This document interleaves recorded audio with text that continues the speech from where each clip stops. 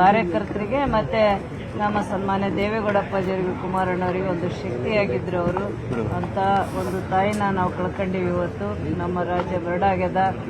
ಅವರಿಗೆ ದೇವರು ಭಗವಂತ ಅವರಿಗೆ ಶಾಂತಿ ಕೊಡಲಿ, ಆ ದುಃಖವನ್ನ ಮರೆಯುವಂತ ಭರಿಸಂತ ಶಕ್ತಿ ಸನ್ಮಾನ್ಯ ದೇವೇಗೌಡರಿಗೆ ಮತ್ತೆ ಕುಟುಂಬಕ್ಕೆ, ನಮ್ಮೆಲ್ಲ ಇಡೀ ನಾಡಿನ ಎಲ್ಲ ನಮ್ಮ ಪಕ್ಷದ ಕಾರ್ಯಕರ್ತರಿಗೆ ಮತ್ತೆ ಎಲ್ಲರಿಗೂ ಕೊಡಲಿ ಅಂತೇಳಿ ನಾವು ದೇವರಲ್ಲಿ ಬೇಡಿಕೆ.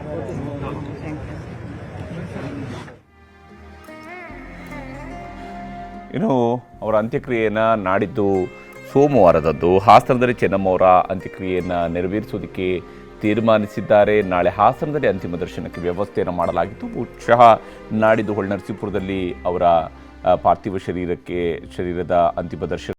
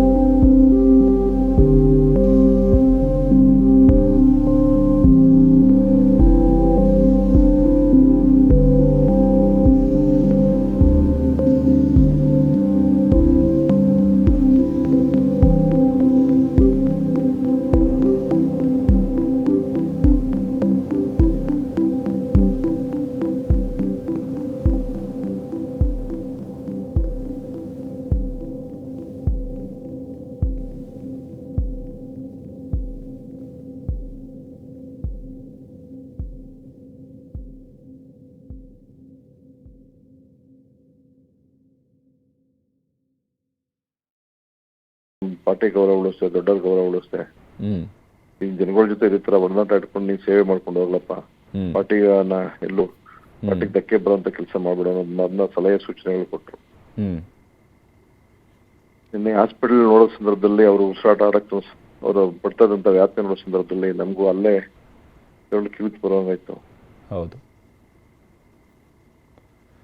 ದೇವೇಗೌಡರ ಹಿಂದಿನ ಬಹಳ ದೊಡ್ಡ ಶಕ್ತಿಯೂ ಕೂಡ ಚೆನ್ನಮ್ಮ ಅವರು. ಅವ್ರ ಜೊತೆಗೆ ಖಂಡಿತವಾಗೂ ನಾವು ಅನೇಕ ಬಾರಿ ನೋಡಿದೀವಿ ಮನೆಯಲ್ಲಿ. ದೇವೇಗೌಡ ಅಪ್ಪಾಜಿ ಅವ್ರಿಗೆ ಅವರು ಸ್ಫೂರ್ತಿ ಆಗಿದ್ರು.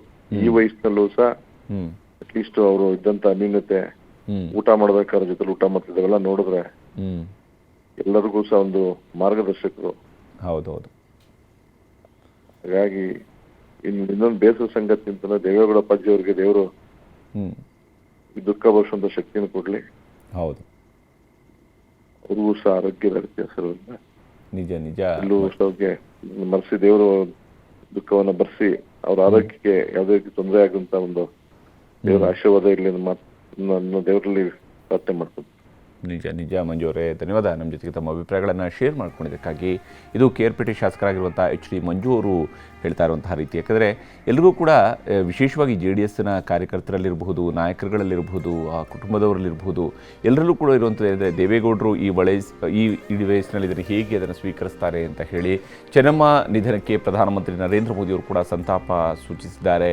ಚೆನ್ನಮ್ಮ ನಿಧನದಿಂದ ತೀವ್ರ ದುಃಖವಾಗಿದೆ ಅಂತ ಹೇಳಿ ಮೋದಿಯವರು ಬರೆದಿದ್ದು, ತಮ್ಮ ಸರಳತೆ ಬದ್ಧತೆಯ ಮೂಲಕವಾಗಿ ಅವರು ಹೆಸರು ಪಡೆದಿದ್ದರು ಅಂತ ನೆನಪು ಮಾಡಿಕೊಂಡಿದ್ದಾರೆ. ಚೆನ್ನಮ್ಮ ನಿಧನಕ್ಕೆ ಪ್ರಧಾನಮಂತ್ರಿ ನರೇಂದ್ರ ಮೋದಿಯವರು ಸಂತಾಪವನ್ನು ವ್ಯಕ್ತಪಡಿಸಿದ್ದಾರೆ. ಚೆನ್ನಮ್ಮ ಅವರ ನಿಧನಕ್ಕೆ, ಚೆನ್ನಮ್ಮ ನಿಧನದಿಂದ ನನಗೆ ತೀವ್ರ ದುಃಖವಾಗಿದೆ ಮತ್ತು ಅವರ ಸರಳತೆ, ಅವರ ಬದ್ಧತೆ ಈ ಮೂಲಕವಾಗಿ ಅವರು ಹೆಸರು ಪಡೆದಂಥವರು ಚೆನ್ನಮ್ಮ ಅಂತ ಹೇಳಿ ಅವರು ಪೋಸ್ಟ್ ಮೂಲಕವಾಗಿ ಹೇಳಿದ್ದಾರೆ.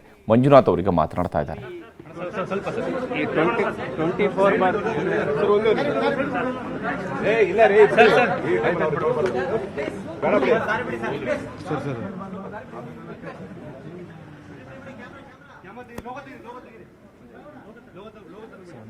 ಗೌಡ್ರು ಹೋಗ್ತಾ ಇದ್ದಾರೆ, ಸ್ವಲ್ಪ ರೇವಣ್ಣ ಅವರು ಅಲ್ಲಿಂದ ಆಸ್ಪತ್ರೆಯಿಂದ ಹೊರಗಡೆ ಬರ್ತಾನೂ ಕೂಡ ಅಳ್ತಾನೆ ಬರ್ತಾ ಇದ್ದಾರೆ. ಅವ್ರಿಗೂ ಕೂಡ ಯಾಕೆಂದರೆ ಅಮ್ಮನ ಜೊತೆಗೆ ಅಪಾರವಾದಂತಹ ಪ್ರೀತಿಯನ್ನು ಹೊಂದಿದಂತಹ ಮಗ ಅಂದರೆ ಅದು ರೇವಣ್ಣ. ಯಾಕಂದರೆ ಯಾವುದೇ ವಿಚಾರ ಇರಲಿ, ಪ್ರತಿ ಸೋಮವಾರ ಅಂತೂ ಅಮ್ಮನ ಬಂದು ಭೇಟಿಯಾಗಲೇಬೇಕು. ದೇವಸ್ಥಾನಕ್ಕೆಲ್ಲೋ ಹೋಗ್ತಾರೆ, ದೇವಸ್ಥಾನದ ಬಂದು ಪ್ರಸಾದನ ಅಮ್ಮಂಗೆ ತಲುಪಿಸಲೇಬೇಕು.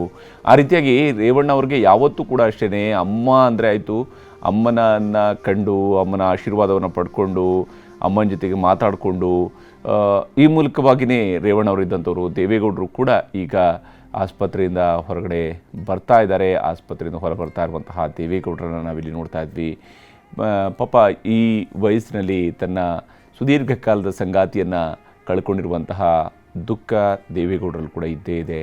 ಆದರೆ ಅದನ್ನು ಎದುರಿಸಲೇಬೇಕಾಗುತ್ತೆ ಇಂತಹ ಸಂದರ್ಭದಲ್ಲಿ. ಈ ಸಂದರ್ಭದಲ್ಲಿ ದೇವೇಗೌಡರು ಅದನ್ನು ದಿಟ್ಟವಾಗಿ ಎದುರಿಸಲೇಬೇಕಾಗತ್ತೆ. ತನ್ನ ಬಾಳ ಸಂಗಾತಿಯನ್ನು ಕಳ್ಕೊಂಡಿರುವಂತಹ ದುಃಖದ ಸಂದರ್ಭ ಇದು ದೇವೇಗೌಡರಿಗೂ. ಯಾಕಂದರೆ ಇಡೀ ಅವರ ಪಕ್ಷದ ಕಾರ್ಯಕರ್ತರಿಂದ ಹಿಡಿದು ಅವರ ಪಕ್ಷದ ಮುಖಂಡರೆಲ್ಲರೂ ಕೂಡ ಅದೇ ನೋವನ್ನು ವ್ಯಕ್ತಪಡಿಸಿರುವಂಥದ್ದು.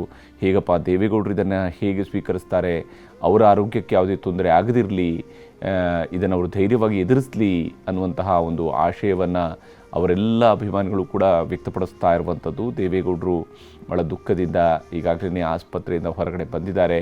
ಅಲ್ಲಿಂದ ಅವರಿಗೆ ನೇರವಾಗಿ ಮನೆಗೆ ತೆರಳುತ್ತಾ ಇದ್ದಾರೆ. ಚೆನ್ನಮ್ಮ ಅವರ ಪಾರ್ಥಿವ ಶರೀರವನ್ನು ಕೂಡ ಇನ್ನು ಸ್ವಲ್ಪ ಹೊತ್ತಿನಲ್ಲಿ ಅವರ ಮನೆಗೆ ತೆಗೆದುಕೊಂಡು ಹೋಗಲಾಗುತ್ತೆ. ಅಪ್ಪರನ್ನು ಕಾರ್ ಹತ್ತಿಸೋದಕ್ಕೆ ಅಲ್ಲಿ ರೇವಣ್ಣವರು ಕೂಡ ಪಕ್ಕದಲ್ಲೇ ಇರುವಂಥದ್ದನ್ನು ನಾವು ನೋಡ್ತಾ ಇದ್ವಿ.